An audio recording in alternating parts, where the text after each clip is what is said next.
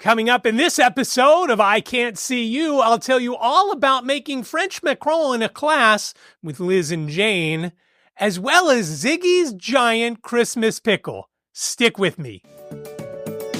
From Studio B in Swarthmore, this is the iCantCU podcast with David.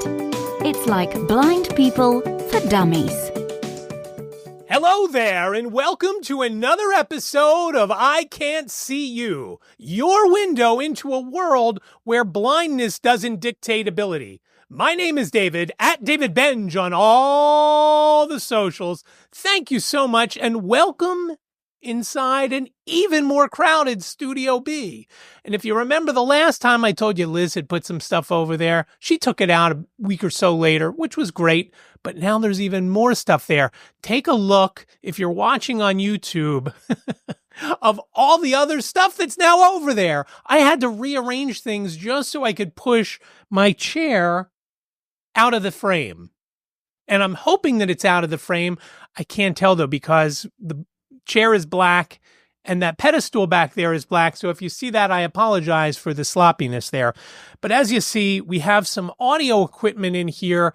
We picked it up today out in Phoenixville. It is from the NFB of Pennsylvania's storage locker out there. And I met Lynn and her husband, Ray, and Liz and I went and picked this stuff up so that we can practice for next year's state convention with the audio mixer and the speakers and how to hook it up and the amp and all that sort of thing. We have a few folks that live close by to me, so they're going to come over at some point. We're going to go through everything. We're going to hook it up. We're going to hook up the computer. We're going to try Zoom on it, and we're going to make sure we have it down pat so we know what we're doing come 2025 in November, and we go to Harrisburg for our state convention.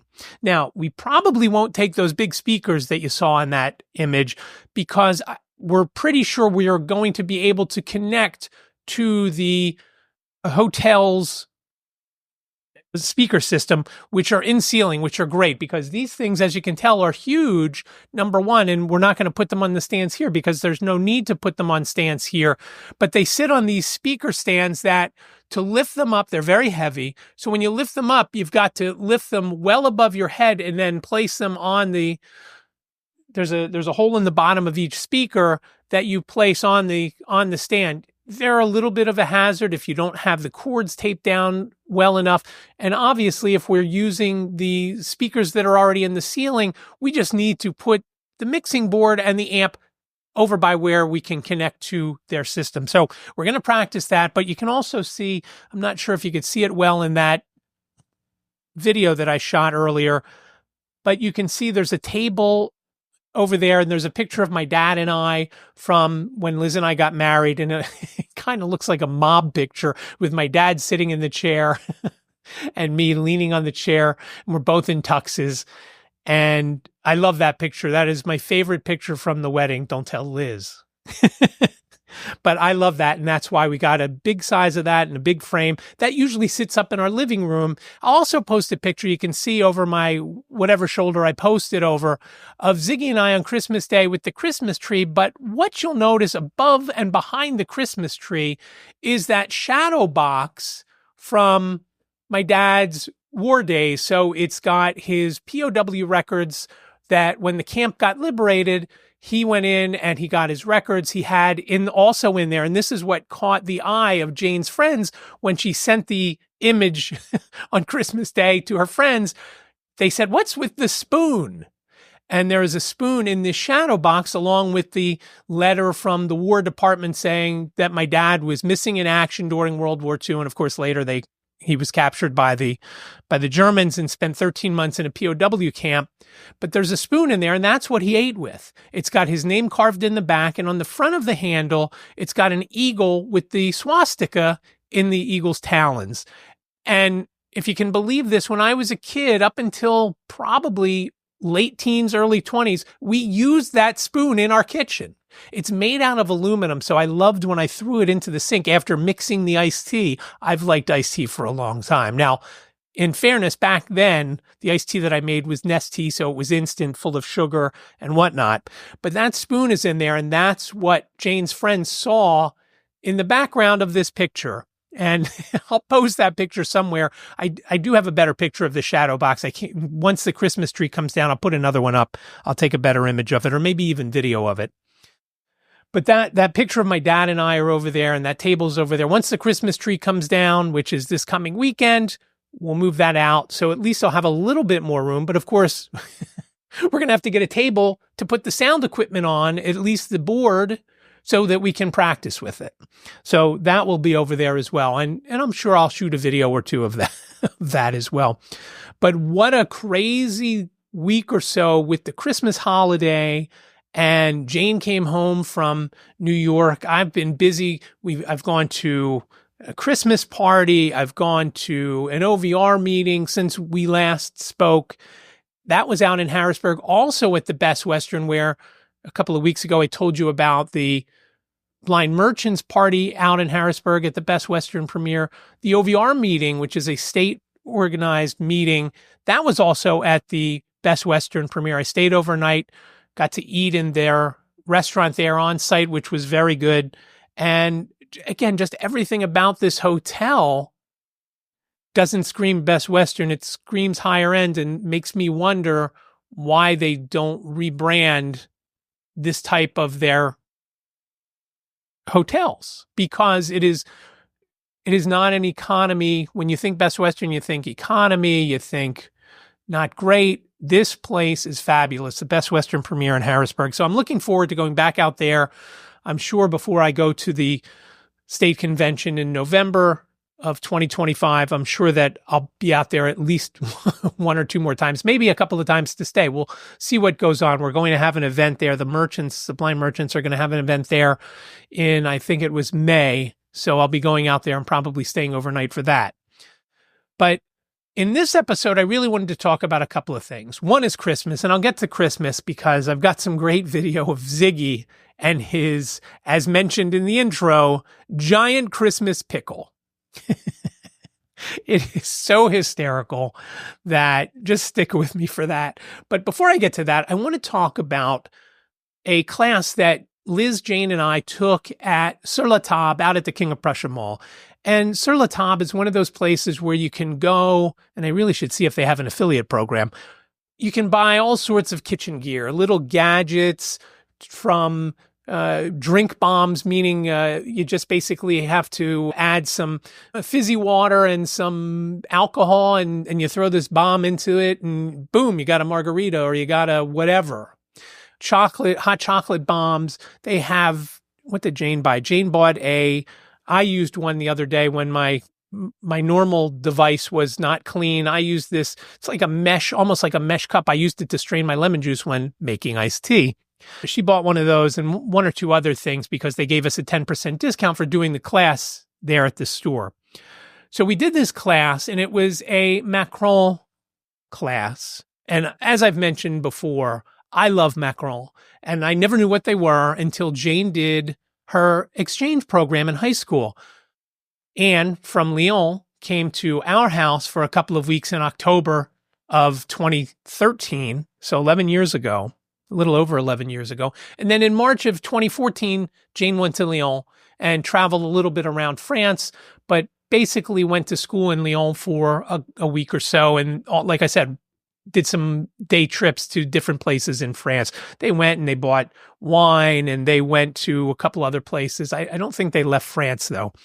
But when Anne came from Lyon to our house, she brought these macarons.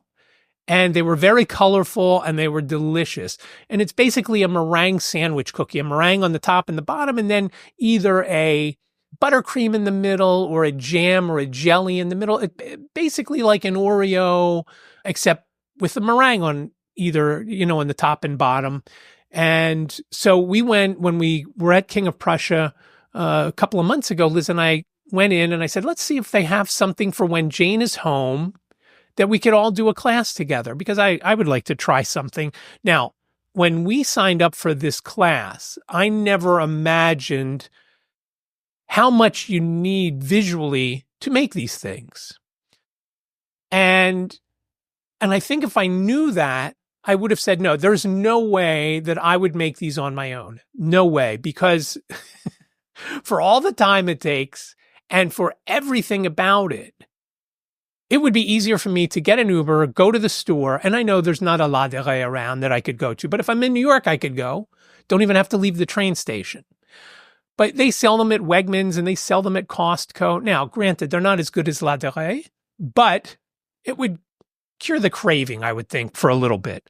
My favorite ones from La Durée are the passion fruit ones. I like some of the seasonal flavors that they do. We like those, but my favorites are the passion fruit. And that they usually have at Moynihan Train Hall. The last 2 times they haven't, though. I don't know if it's because they're fast sellers and they sell out, or they are not fast sellers and they don't carry them there, or they need them at the other stores in New York. Because basically at Moynihan, it is just a kiosk. So we signed up and we did this and we walked in and I'm thinking, what are we going to do? Our instructor's name was Elliot. She's French trained, she said, and she certainly has instructed before, but there were a few times that she had someone else named Chef Christine do some of the instruction. But for the most part, Elliot taught us all the stuff that we needed to know. The best part, and I was shocked, because going into it, I thought, they're looking at me thinking, what is this guy doing here?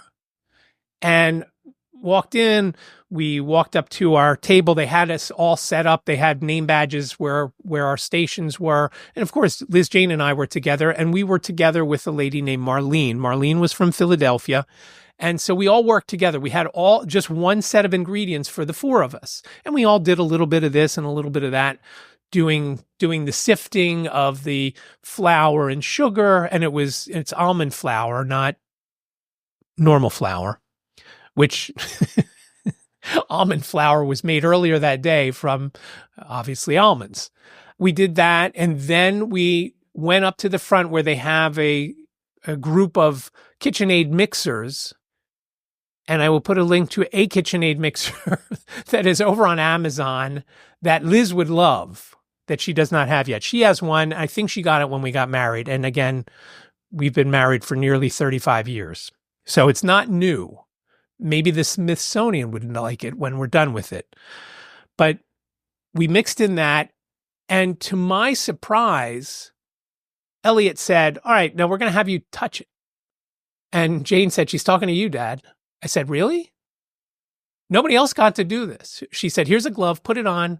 She stopped our mixer. She said, all right, put your fingers in and feel it. And I put my fingers in and I felt it and I could feel that it wasn't ready.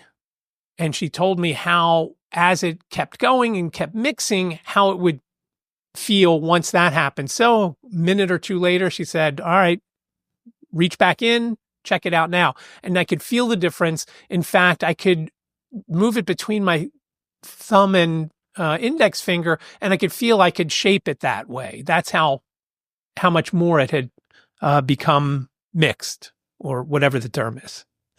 And so we did all that stuff. Then we went back to our stations. We took it back and we just kept going. And again, she kept saying, okay, put a glove on. You can feel this. Check this out.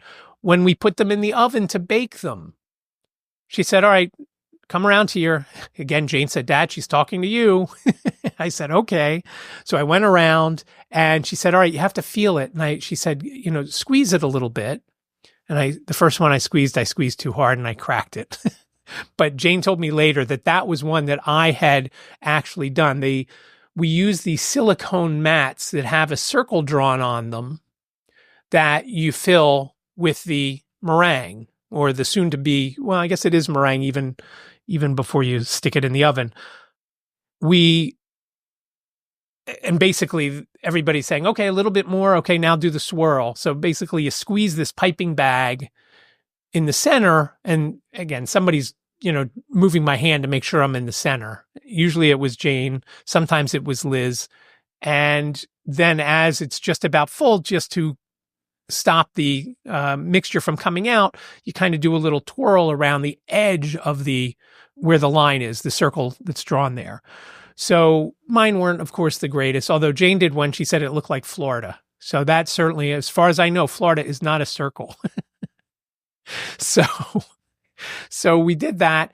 And again, I was just so surprised and so happy how much she helped and let me do things that nobody else in the class got to do. Just like when I was at the Penn Museum and we got to touch some of the 5,000-year-old hieroglyphics and some of the Italian 2,000-year-old carvings, stone carvings and things like that. It was just outstanding. And she came over to me at the end of the class and she said, "What do you think?" And I said, I really enjoyed it. I said, "I really appreciate how you let me do all that stuff." And I did tell her, I said, "Look, I will never make these on my own. Never. I will never make them on my own because there's too many visual things." Now, I don't know if the next time I do a class, it will have to be something. I wonder how a bread making class, and Marlene was telling us she did a bread making class at that store and really enjoyed it. And I was thinking, once you make the dough and you put the dough in the pan, whatever you're cooking it on, it's not as exact as making macarons. And you have to have the mixture just right. You've got to have the temperature just right, and you don't want to overbake it, underbake it, whatever. Whereas bread, I think to me would be a little more forgiving. It's just not. And again, I've never made bread, so I don't know for sure, but it would be less visual. During the convention, and I'll talk about the NFB State Convention in Erie in a couple of minutes, but during the convention, during my tech session, we had Deborah Erickson on, who is from The Blind Kitchen. Go check her out, theblindkitchen.com. And she talked about setting up her YouTube channel, how she cooks without vision, and ways, and basically theblindkitchen.com is a store where you can go and buy different things to help you make food if you can't see. And she talks about all this stuff. And one of the questions I asked her, one of the things that I brought on the bus, and I think I mentioned this in an episode or two ago, Liz made these elevated Rice Krispie treats, the marshmallow Rice Krispies, you mix it together, butter and whatnot. Well, Liz made a recipe from Katie from the kitchen. And not only does it have marshmallows, but it has brown butter, not regular butter, and it has Ritz crackers. And they are really, really good. They are just so good. But here was my question to Deborah. How would someone who can't see make brown butter? She said there's no way of easily measuring and cooking that because there's only a small window when butter goes from being butter or brown butter to not usable. She said you have to either have someone like Ira, which is that service that you can use, have basically watching what you're cooking, or you have to have somebody in the room with you while you're doing that. And to me, that defeats the purpose and it defeats your independence. So again, I'm not going to make those Rice Krispie treats. Regular Rice Krispie treats, marshmallows, butter, Rice Krispies, or some other cereal. And Liz, when Jane was playing softball back in high school, she used to make them with Cinnamon Toast Crunch or Fruity Pebbles or whatever. I mean, you can use any of those cereals and they are great. They are just outstanding. The Cinnamon Toast Crunch ones were so good. Fruity Pebble ones were pretty good too, but the Cinnamon Toast Crunch, they are so good as Cinnamon Toast Crunch treats that, again, that I think I could do. Very easy. Brown butter, not so easy. And I would hesitate to try that because I'd go through 7 sticks of butter just to get the butter right. So I'm interested to see, and I have yet to message Chef Deborah about making the macaron to see what her take on it would be. But I was so happy with the way Elliot helped and allowed me to do those things. So again, Sur La Table, if you have one of those in your area, go check out their classes. I know Liz and Jane had done another class. I forget what they had made, but they have all sorts of different theme nights. They have chocolate classes, bread, as I mentioned. They have different steak or Italian, all sorts of Italian things, just all sorts of great stuff that you can go and take these classes. The classes are small. I want to say ours was supposed to have 16, but 3 people didn't show, so we only had 13.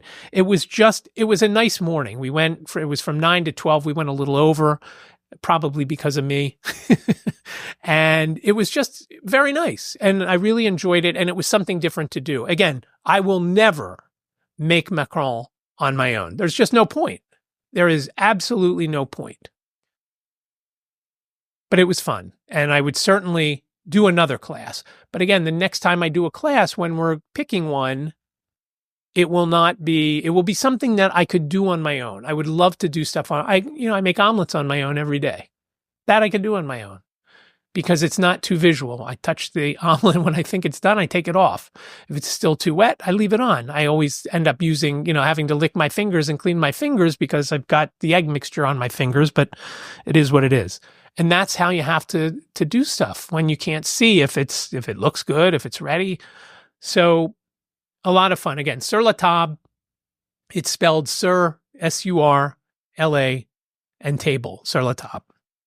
And again, they have all sorts of great cooking instruments and different foods and specialty things within the store. In fact, Liz was going for Christmas. Liz got a torch to make creme brulee. You have to burn the sugar on the top, and you could use it for other things. In fact, they used the torch during the class to reset our mixture because when we added something, it broke I think it was frosting. I don't remember what it was. I want to say it was frosting. It had separated. Buttercream that was going inside the macaron. It had separated because of the cranberry that we put in there and something else. I don't remember what that something else was. And she basically took the torch to the mixing bowl as it was being mixed and just kind of gently went back and forth over the metal part of the bowl, not on top, but the metal part of the bowl as she spun the bowl around a little bit, and that kind of got it back together. So Liz got a torch for Christmas, one of her gifts, and Liz had asked about the butane for the torch. It doesn't come with the butane. And Elliot told us to go to Lowe's or Home Depot or any other hardware store that would sell it and get it that way. But they have all sorts of great gadgets and things. And again, they could get really high-priced stuff like food processors or the KitchenAids. Again, I'll have one in the show notes that Liz really wants to get at some point. And I guess maybe she won't get one until this one conks out. But it was a lot of fun. It was a great time. And I could see doing these as something to do with either your kids or your spouse or your siblings, whatever it might be. It was just a lot of fun. And I would imagine could be a lot of fun for a group of people to do. So again, Sur La Table, again, not an affiliate, although I am going to check to see if they have an affiliate program. So the next thing that I wanted to talk about was Christmas and I guess Hanukkah to a degree. And, at this stage of my life, it's nice. I love the lights of Christmas. I always have. As we were coming back today from getting the sound equipment in Phoenixville, just as we were passing Rose Tree Park, which is this, I don't want to say big park, but this park over in Media near where we used to live, they have this, they call it Festival of Lights, which kind of irritates me because Hanukkah is the Festival of Lights. And I'm sure Indian folks would say Diwali is the Festival of Lights, but they have Festival of Lights at the park and they just have 8 gajillion lights and they were just coming on as we were going by. And unfortunately, there was still a little bit of light. And so it wasn't as visible to me as it would be if we went back once the sun had completely set and it was completely dark. But some of the lights, and if you've ever had your pressure checked at an eye doctor appointment where they put that disc in your eye, first they numb your eyes and they put that disc over top and they get your pressure. They have a blue light. There's a blue LED light that comes in, it seems like all Christmas lights, that reminds me of that light. And when I spot that light as we're driving by a display, if I see that blue, I'll just yell out 7 because that's the goal for my pressure. It's been low. If it's 7, that's about as best as my vision is to be. If it goes up too much, we get a little nervous thinking that might have to have another glaucoma surgery. Knock wood. Haven't gone, I don't think I've been above 7 for at least a decade. But you see those blue lights. But just seeing the lights, and we have lights in our living room and in our kitchen that are just covering and go around the perimeter of our windows. We have lights there. And in our living room, we also have the Christmas tree in the corner. Again, like I said, in front of the shadow box of my dad's war stuff and papers from his POW days, 13 months in the camp. And so seeing all the lights, it's just, I love that part of it. But for the most part, I can't really tell what things are. I can see the light in the dark and I can tell the colors, but I really can't tell. Liz has to tell me, oh, that's a so-and-so, or we have a neighbor that had, and they bagged it up already, this giant snowman, probably 2-story tall snowman. It's got the top hat and everything else. And right next to it, and I went out to lunch a couple days ago with my friend Alex. As we were driving by, I'm like, oh, let's see if they have the snowman out. And they didn't have it out. And he said, no, the abominable snowman is there. I said, no, they have one that's twice that size. He said, oh, really? I said, yeah. Now, just to let you know, the abominable snowman, I don't know if it's motion censored or what the story is, because when you go by it, it makes these like wild animal sounds. Well, I didn't know that. And a couple of weeks ago, I'm standing on our back step while Ziggy was out in the yard, and I hear what sounded like a pack of animals. And I'm wondering, what is that noise? And then when we drove by and Liz was telling me about the abominable snowman, it started to make this noise. I'm like, oh, now I know what that noise was the other night. It wasn't a bunch of animals running around the neighborhood. It was that, because from our back step, I can even see the lights. I can't tell what they are, but I can see the lights on this house, and they go all out. It's a landscaping company. The owners live there, who live in that house. And so they do it for Christmas. They do it for Halloween. I don't know if they do it. I have to keep an eye, see if they do it for other holidays, but it's very nice to look out. It's very festive to see all the lights on their front yard and whatnot. So Christmas isn't a big deal to me. Hanukkah really has never been a big deal, because even when I was a kid, you get one gift a night. And if that gift sucked, you're thinking, oh, well, there's always tomorrow. Until you get to the 8th day. And then you're like, okay, wasn't great. With Christmas, boom, you get a whole bunch. You get overwhelmed with stuff. And so it's a little bit different. But again, Hanukkah, kids are older. They don't care. They get a set amount of gifts, and sometimes it's just money. Usually there's a surprise Santa gift, which is just little, not really much. And they always get for Christmas Eve, they always get a pair of pajamas. And sometimes it's sweats and T-shirts and whatnot, but it's usually something you would sleep in. So it hasn't been, Liz's folks are gone, my folks are gone. Not that Hanukkah was ever a big thing, other than the latkes, and I'll talk about them in a second. But for Christmas this year, I was so excited.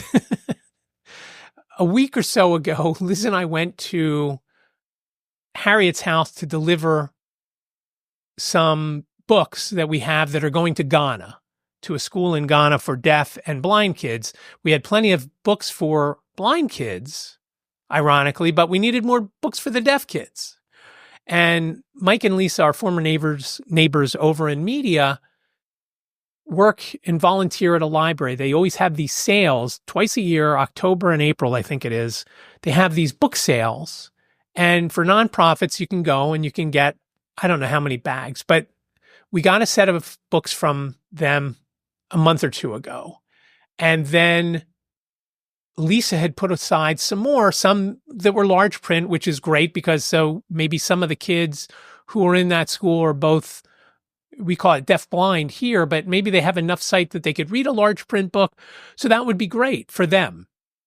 So we had books to drop off, and Liz had made some of those Rice Krispie treats for Harriet, because she only got one or two, or maybe she didn't get to try it. I don't remember, but we made her a batch for both her and for Alex, who was supposed to come down that day, but he couldn't come down because he was starting to feel sick and didn't want to give any of us anything. Liz ended up sending the other Rice Krispie treats in with Jacob so he could take them to the Swarthmore Co-op, and they enjoyed them there. So after dropping the stuff off at Harriet's house, we went over to Petco to look to see what we could get Ziggy for the holidays.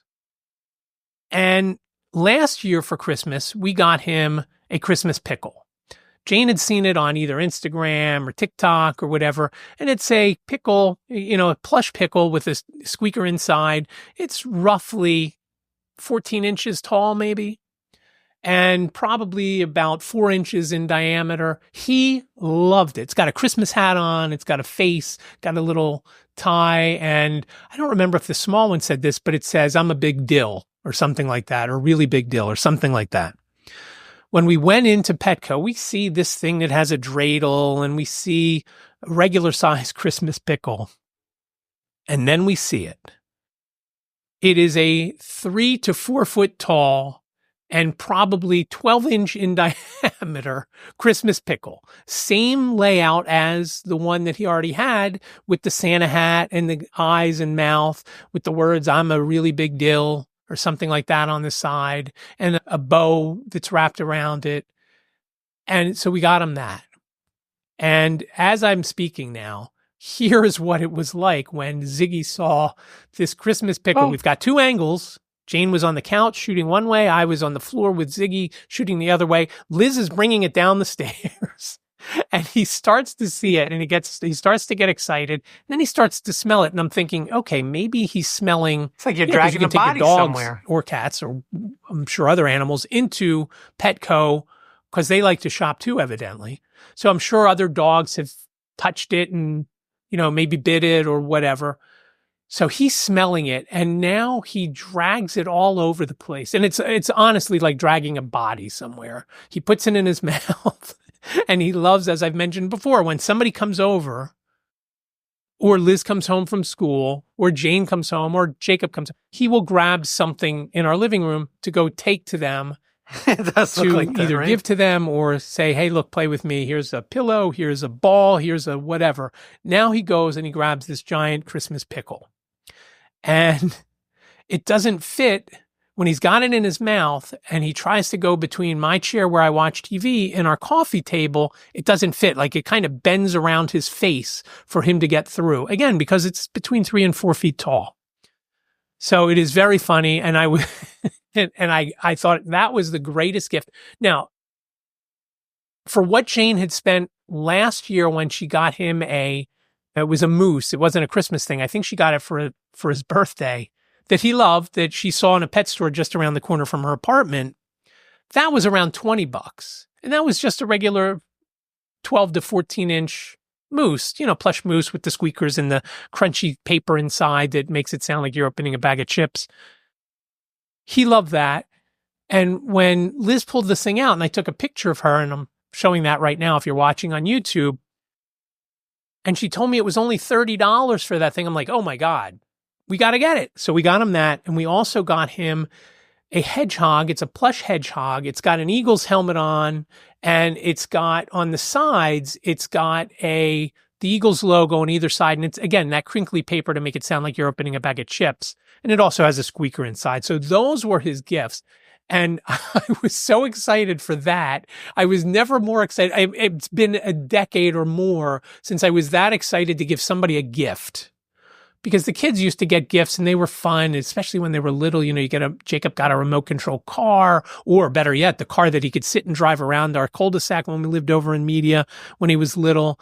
And the kids loved that. Jane loved it once she was old enough to ride in it. Our neighbors loved it. They would drive around in it. It was just a lot of fun. And so those days in the remote control cars, same thing. Our neighbor would get one, and Jacob would get one, and then they race them and smash them into one another and whatever.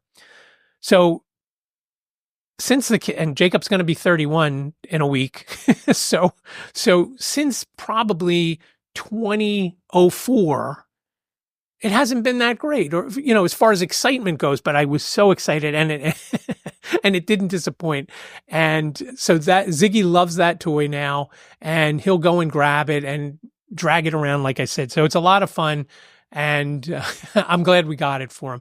So if you are listening to this, go over to YouTube at iCantCU and check out the B-roll. Maybe I'll post it just as a standalone video to make it easier for you to not have to go through this whole episode to get to the video of that. But I hope your Christmas and your Hanukkah and your Kwanzaa and your Festivus, I hope it was all great. And obviously the last episode I'm going to do for 2024, of course, it's the last day of the year as it comes out, assuming I get it edited in time. But I really do appreciate you for your support over the year, whether you're listening to the podcast, you're watching on YouTube. I realized the other day when I was thinking, what am I going to do? I would love, as it's gotten colder here, and it's not cold today, but as it's gotten colder here, my hands don't work right. My finger, Brian had mentioned to me, my friend Brian mentioned to me, he says, oh, you have to drink that drink with your pinky out. He said, I got news for you, pal. I got to drink every drink with my pinky out because it doesn't bend right. If I have to hold on to my sleeve when I'm putting it into a coat, I can't bend my finger enough to do that. It's easier for me to put my sleeve on and have either put my other hand up to pull it down or have somebody else do that depending on the coat that I am putting on. And I've wanted to have something that wouldn't give us stress to earn some money. So I redeveloped digitalgraphicsdesign.com. In the process, my friend Jim had noticed the other day, he said, you still have Latin on some of your web pages. I said, I know, I'm doing it bit by bit as I have a chance. The goals that I have set for 2025, and I don't want to call them resolutions because does anybody ever actually complete the resolutions? The realization the other day, I am going to finish the site just because it doesn't look right to have silliness like that on there. And there's only a couple of pages that I have to clean up. That is not what I'm going to focus on. I thought, if I start focusing on doing web design again, once we move, especially if we moved outside of the US, I would still have an income stream that could support us while Liz looked to do something wherever we end up. And chances are we're never going to move anywhere, probably not even from here in Swarthmore, but I just want the option to do that. And right now, Liz is still at Walden School, and she's there primarily because they cover a good chunk of her medical insurance, and that's how I get my medical insurance as well. So it would be tricky to not have that. And so until we can find something that makes enough money for us to live, we can't think about moving anywhere else outside of the US. We'd have to stay within the US until we had, again, moving to Spain, France, Italy, maybe Portugal, I don't know. We'd have to have some sort of cash flow. And we've thought about purchasing a property wherever it is we move to. Maybe it's a duplex and we buy both sides and you rent half out, and that's where you get some income. The cost of living anywhere in those places I just mentioned is very low compared to what it is here in the US. And one of the other things that I thought, and I still may do it because I just want to show other blind folks that you can do something like this, and that's some sort of print on demand.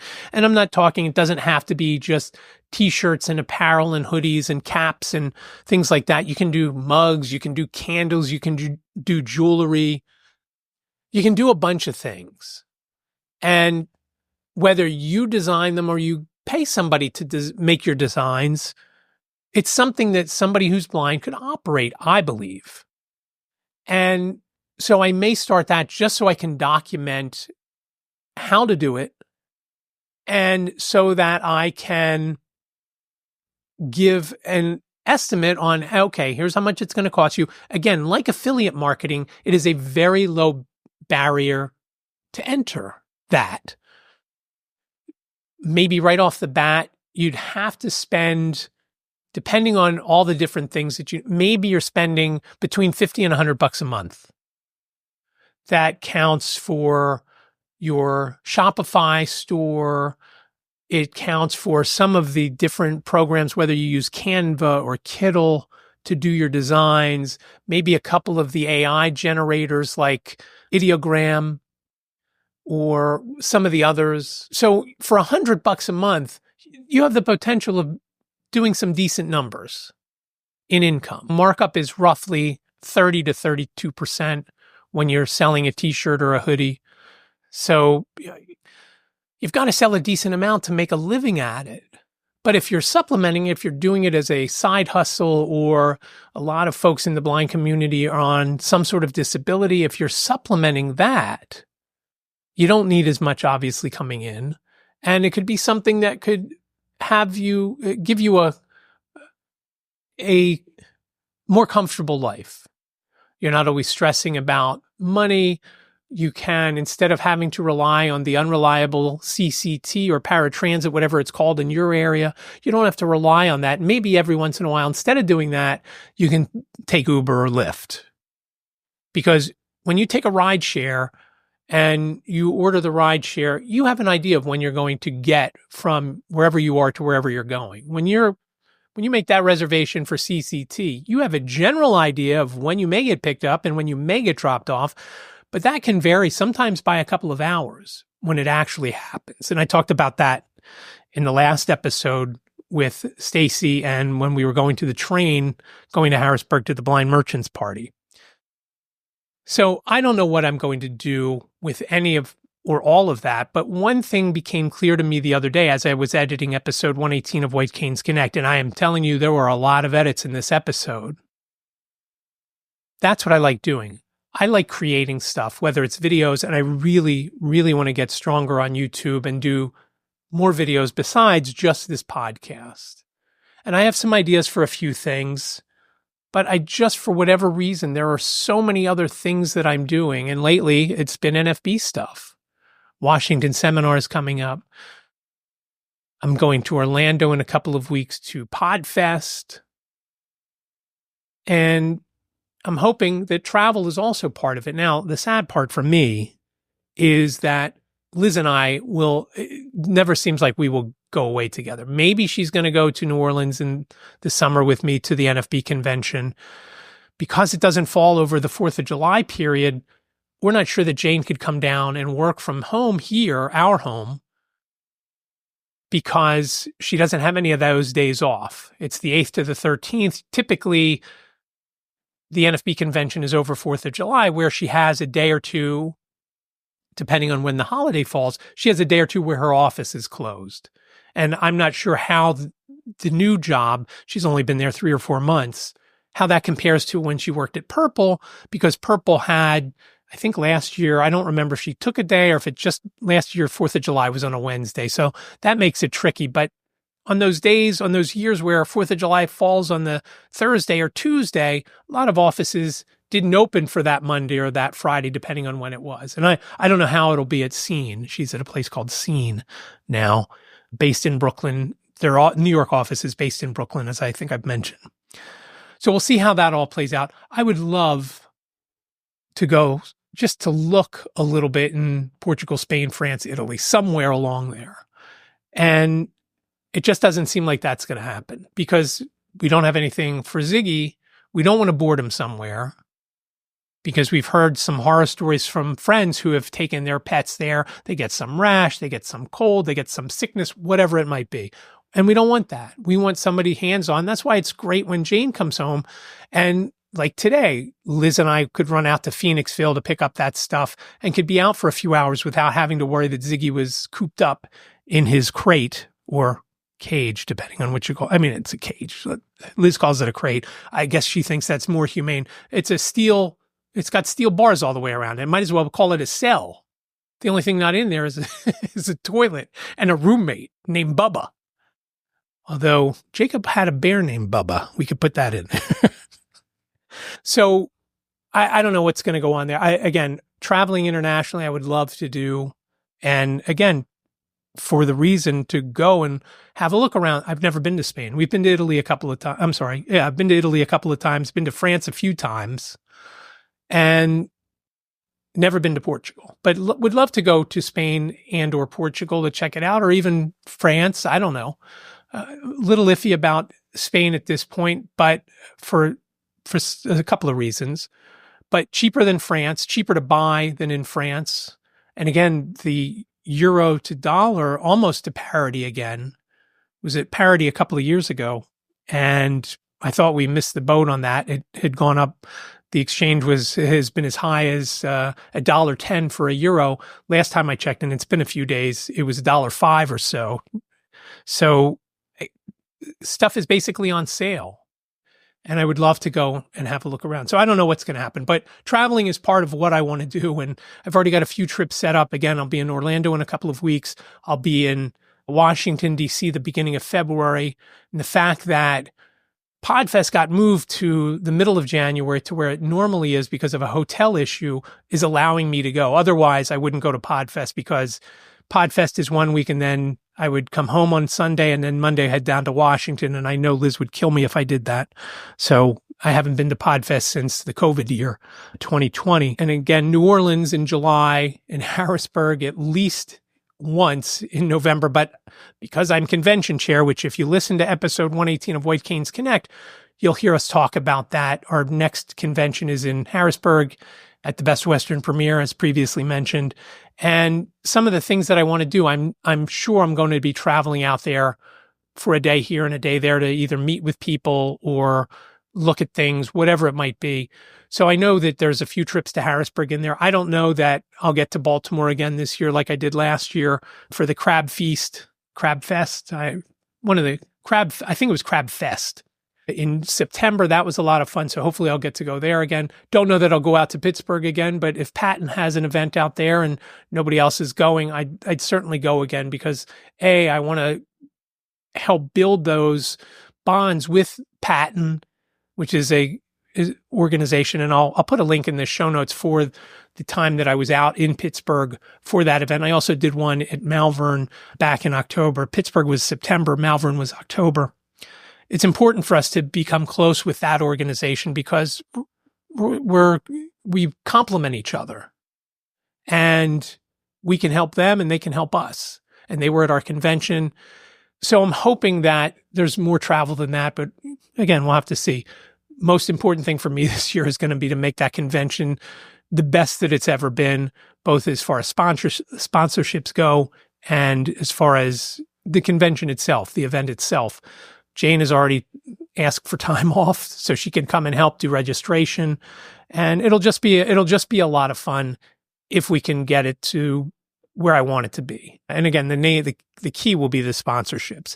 Most of the other stuff this year was great in Erie, and there were some issues, and not going to lie, with registration for both online, which I am solely responsible for, and on site, where registration hours were given and then nobody was at the table. And so those things have to be addressed. I wasn't the convention chair this year, though. So I'm going to make sure that doesn't happen again because I heard complaints from people because of that.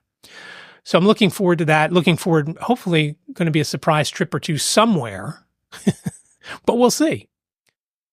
But to close out, I wish you the best of 2025. I really hope it's a happy, healthy, and prosperous new year. And again, I really appreciate your support throughout the year and over the many years. It's over 6 years now I've been doing the podcast. So I really do appreciate it. So you already know, if you've listened or watched for a while, that the show notes are available over at iCantCU.com. And that's another thing that I hope to do and finally migrate from the current host to the new host where it's a better design and everything else.